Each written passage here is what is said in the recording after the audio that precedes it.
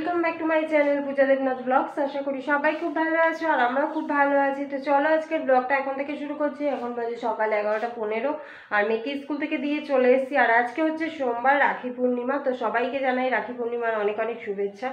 তো আমার রাখি পূর্ণিমা বলে কোনো স্পেশাল কোনো দিন নেই, কারণ আমার কোনো দাদা নেই আর জামাইবাবু আছে অনেকটা দূরে, এবারে গিয়ে পড়ানো হয় না।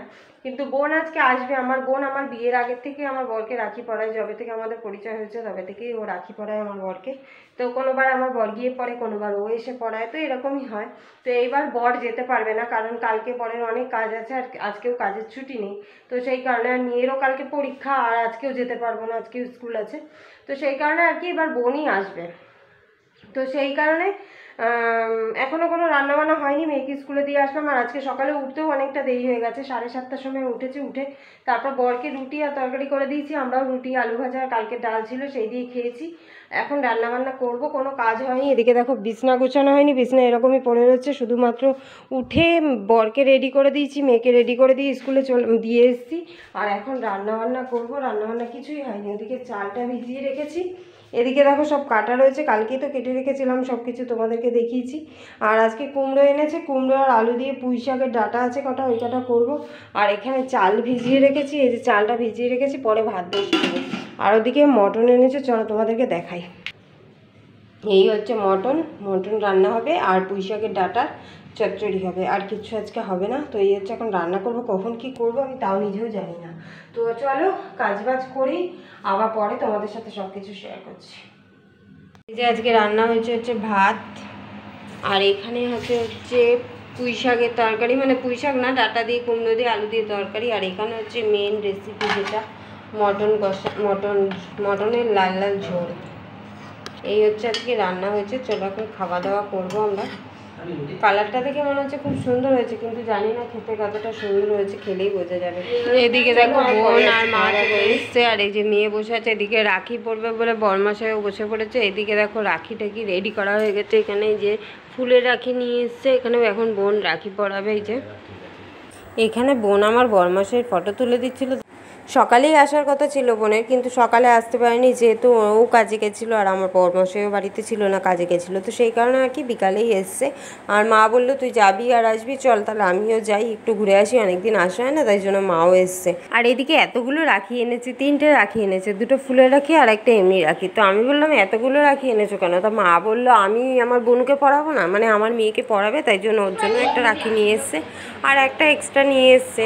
তো আমার মেয়ে বললো তাহলে ওই যে আমাদের মানে ভাড়াইটিয়ারা থাকে, ওনার ছেলেকে দাদা বলে ডাকে, তো ওই দাদাকে একটা বড়ি দেবো। আনলাম তাহলে ঠিক আছে চল। তো এদিকে দেখো রাখি পরানো হয়ে গেছে বোনের। তারপরে প্রথমে তো চন্দনের টিপ দিয়ে দিয়েছে, তারপর রাখি পরালো, তারপরে এবার জল মিষ্টি খাওয়ালো, এবার প্রণাম করবে। আর প্রণাম করতে গিয়ে আমার বরের পায়ে যে হাজাগুলো হয়েছে ওখানে তো ব্যথা করছে, ওইখানেও খোঁচা মেরে দিয়েছে, তাই জন্য আমার বর একটু হেসে নিল। এবার বরমশাই এবার বোনকে মিষ্টি খাইয়ে দিল।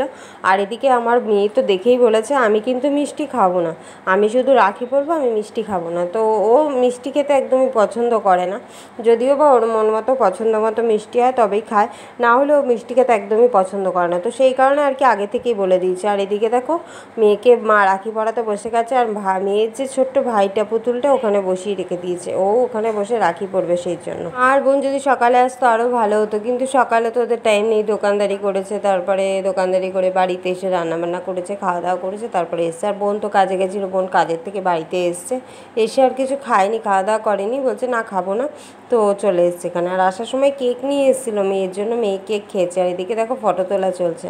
মেয়ের জন্য কেক এনেছিলো, আমাদের জন্য এনেছিল, 3টে কেক এনেছিল মোট। তো মেয়ের তো অর্ধেকটা খেয়েছে, বড় কেক এনেছিল, তো মেয়ে অর্ধেকটা খেয়েছে আর খায়নি। আর আমাদের জন্য যে 2টো কেক এনেছিল আমরা 4জন মিলে খেয়েছি, আমি মা বোন আর বরমশাই। তো আমরা 4জন মিলে খেয়েছি। আর মেয়ের তো কেকটা লাস্টে খায়নি, লাস্টে আমি খেয়ে নিয়েছি ওর থেকে। ও মানে ওর পেট ভরে গেছে, অতটা বড় কেক তো ওই জন্য আর খেতে চাইছিল না। তারপরে আমি আর আমার বরমশাই মিলে আর বোন মিলে 3জনে মিলে খেয়ে নিয়েছি। আর এদিকে ওরা তো দুপুরবেলা আসেনি, ওদের জন্য রান্না করেছিলাম, তো আমি বলেছি এখনই খেয়ে যাবে তোমরা। তো ওই সন্ধ্যাবেলা যখন এসেছিলো এসে রাখি টাকি পরিয়ে তারপরে খেলো, খেয়ে দিয়ে বাড়ি চলে যাবে। তো মা আর বোন এসেছিলো, বোন একাই আসার কথা ছিল, কিন্তু মাও আসবে আসবে বলছিল, তো সেই কারণে এসছে। আর বোন বলেই ছিল তাড়াতাড়ি আসবে, তাড়াতাড়ি চলে যাবে, কারণ কালকেও আবার বাড়িতে কি মানে কালকেও আবার কাজে যাবে আজকে রাত্রে, সেই কারণে আর থাকতে পারবে না। তো সেই কারণেই এসে রাখিটা পরিয়েই তারপরে একটু খেলো, দুপুরবেলা আসার কথা ছিল বোনের, তো খেলো, খেয়ে তারপরে বেরিয়ে গেল। এখন বাজে হচ্ছে 8টা, আর এসেছিলো 6:30টার দিকে, 6:30টায় এসে রাখিটাকে পরিয়ে খেয়ে দিয়ে 8টার মধ্যে বেরিয়ে গেছে। আবার নিয়ে গেল বায়না করে এগিয়ে দিতে গেল। আমার বরের আবার পায়ে হাজা হয়ে গেছে, জলে জলে কাজ তো হাজা হয়ে গেছে।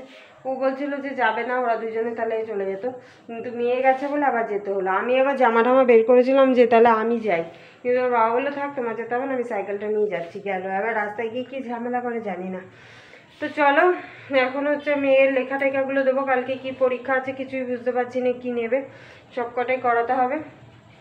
চলো পরে আবার রাখি পড়াবে বলে অনেকক্ষণ ধরে বসেছিল, তো ওকে ডাকলাম, ও এসছে, এবার ওকে রাখি পরিয়ে দিল। ওকে হাতে বেঁধে দিয়েছে, তারপরে আমি পরিয়ে দিয়েছিলাম, আর ও তো বেঁধে দিতে পারে না। তো এই রাখি পরানো কমপ্লিট হয়ে গেছে, চলো আবার পরে আসছি।